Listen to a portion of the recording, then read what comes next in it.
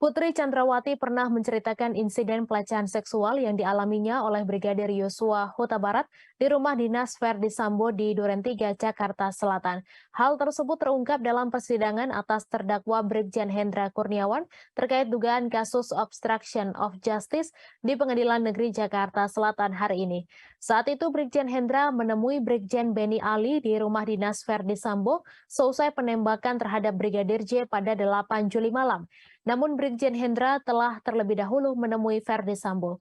Dalam pertemuan itu, Brigjen Beni Ali bercerita sempat menemui Putri Chandrawati di rumah pribadinya di Jalan Saguling 3, Jakarta Selatan. Lalu Putri Chandrawati mengaku telah dilecehkan oleh Brigadir J.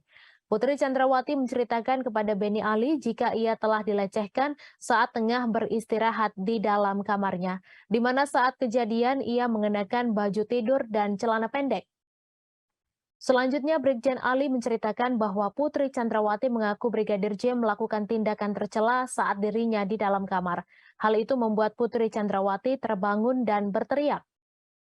Dikarenakan teriakan Putri Chandrawati tersebut, Brigadir J menodongkan senjata apinya ke Putri Chandrawati sambil mencekik leher dan memaksa agar membuka kancing baju Putri Chandrawati. Lalu Putri berteriak histeris sehingga Brigadir J panik dan keluar dari kamar, dan saat itu juga bertemu dengan Baradae sehingga terjadi tembak-menembak. Cerita yang didengar Beni Ali tersebut diceritakan kembali kepada terdakwa Hendra Kurniawan. Namun dalam kasus ini pihak kepolisian telah menyatakan bahwa tidak memiliki bukti yang cukup mengenai dugaan pelecehan seksual terhadap Putri oleh Brigadir J di Duren 3. Dengan kata lain, cerita itu merupakan rekayasa buatan Putri Chandrawati.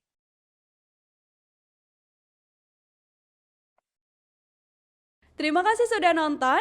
Jangan lupa like, subscribe, dan share ya.